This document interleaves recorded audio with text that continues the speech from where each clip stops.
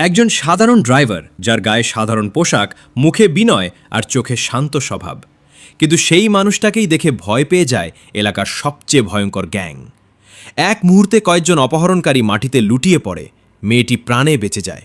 আর তখনই তার বাবার মুখ থেকে বেরিয়ে আসে, সাহেব, আজ যদি তুমি না থাকতে তাহলে হয়তো আমি আমার মেয়েকে আর কোনো দিন ফিরে পেতাম না। কিন্তু প্রশ্ন হলো, একজন সাধারণ ড্রাইভার কিভাবে এত প্রশিক্ষিত মানুষের মতো লড়াই করতে পারে? কেন সবাই তাকে দেখলেই আচরণ বদলে ফেলে? সে কি সত্যিই একজন সাধারণ মানুষ, নাকি নিজের অতীত লুকিয়ে অন্য কোনো পরিচয়ে বেঁচে আছে? চলুন শুরু থেকে পুরো গল্পটা জেনে নেওয়া যাক। শহরের ব্যস্ত সকাল, চারদিকে মানুষের কোলাহল, গাড়ির হর্ন আর প্রতিদিনের কর্মব্যস্ততা। কিন্তু এই ব্যস্ততার মাঝেও একটি বাড়ির ভেতরে যেন এক অদ্ভুত নীরবতা কাজ করছে। সেই বাড়ির ড্রয়িং রুমে বসে আছে মানহা। তার চোখের সামনে দাঁড়িয়ে আছে তাদের নতুন ড্রাইভার সাহেব।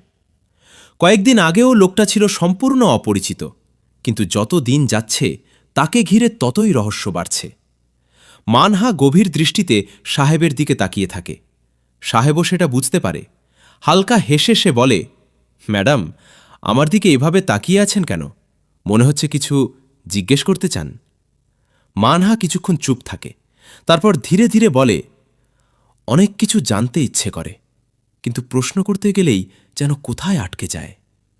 সাহেব শান্ত গলায় উত্তর দেয়, আপনার যা জানতে ইচ্ছে করে নির্দ্বিধায় জিজ্ঞেস করুন।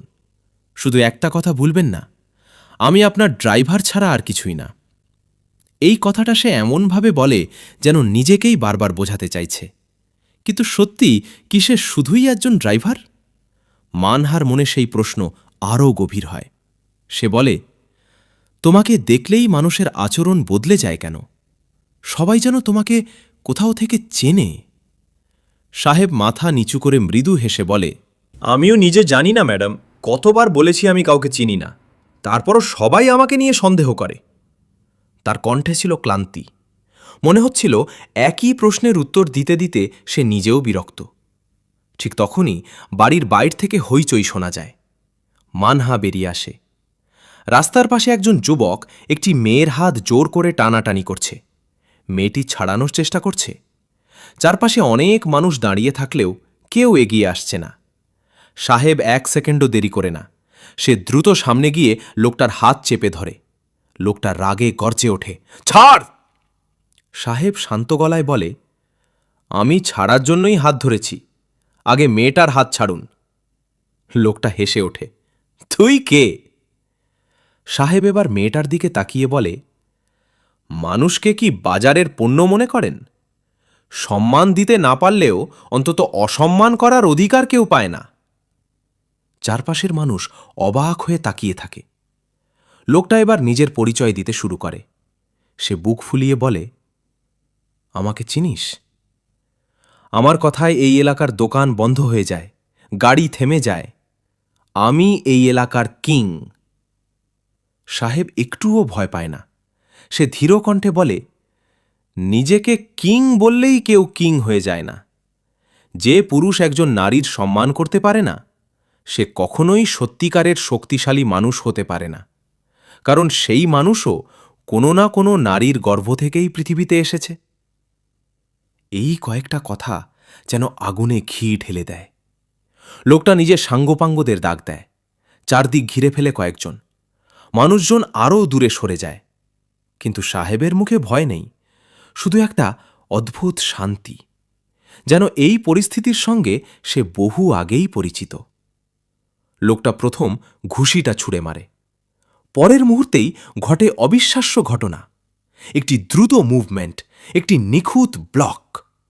তারপর মাত্র কয়েক সেকেন্ডের মধ্যে একে একে সবাই মাটিতে পড়ে যায়। কেউ বুঝতেই পারে না ঠিক কী হলো। মনে হচ্ছিল লোকটা আগে থেকেই প্রতিটি আক্রমণের হিসাব জানত। যারা কয়েক মুহূর্ত আগেও ভয় দেখাচ্ছিল, তারাই এখন কাঁপতে শুরু করে। একজন তো প্রায় কাঁদতে কাঁদতে বলে, বস, ভুল হয়ে গেছে, আর কখনো এই এলাকায় আসবো না।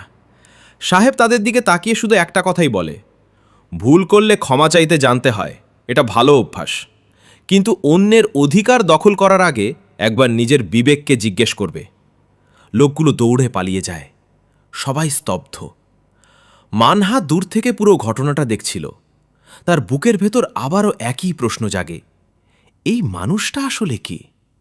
একজন সাধারণ ড্রাইভার কি এভাবে লড়াই করতে পারে? তার চোখে এবার কৌতূহলের সঙ্গে ভয়ও মিশে যায়। বাড়িতে ফিরে সে অনেকক্ষণ চুপচাপ বসে থাকে। অন্যদিকে সাহেব যেন কিছুই হয়নি এমনভাবে গাড়ি পরিষ্কার করতে ব্যস্ত। ঠিক তখনই বাড়ির কর্তা মানহার বাবা বাইরে এসে সব শুনলেন। সাহেবের দিকে তাকিয়ে বললেন, তোমার এই প্রতিবাদী স্বভাবটা আমার খুব ভালো লাগে, কিন্তু তোমাকে ঘিরে প্রতিদিন নতুন রহস্য তৈরি হচ্ছে। সাহেব একটু হেসে উত্তর দিল, স্যার, সত্যি বলতে আমিও জানি না কেন এমন হয়, তবে ছোটবেলা থেকে একটা জিনিস শিখেছি, নিজের চোখের সামনে অন্যায় দেখেও যদি চুপ করে থাকি, তাহলে দোষটা শুধু অন্যায়ের না, আমারও। এই একটা বাক্য শুনে হাজি করিমের চোখে সম্মানের ছাপ ফুটে ওঠে। কিন্তু মানহার মনে রহস্য আরও ঘনীভূত হয়। রাতে নিজের ঘরে বসে সে ভাবতে থাকে, একজন মানুষ যে নিজের পরিচয় লুকিয়ে রাখে, যে মারামারি জানে, যে ইংরেজি বলতে পারে, যে শিক্ষিত মানুষের মতো কথা বলে, আবার নিজেকে শুধুই একজন ড্রাইভার বলে পরিচয় দেয়, সে আসলে কে? এদিকে শহরের অন্য প্রান্তে আরেকজন মানুষ ক্ষোভে ফুঁসছে। তার নাম নিশান, এই এলাকার প্রভাবশালী দখলদার। আজ তার লোকগুলো অপমানিত হয়ে ফিরে এসেছে, আর সেই অপমানের কারণ একজন অজানা ড্রাইভার। নিশান টেবিলে জোরে ঘুষি মেরে বলে, একজন ড্রাইভার আমার লোকগুলোর হাত থেকে মানুষ বাঁচিয়ে নিয়ে যায়? লোকটার পুরো পরিচয় বের করো, সে কে, কোথা থেকে এসেছে, আমি সব জানতে চাই। তার চোখে তখন প্রতিশোধের আগুন। সে জানে না যার বিরুদ্ধে সে যুদ্ধ ঘোষণা করতে যাচ্ছে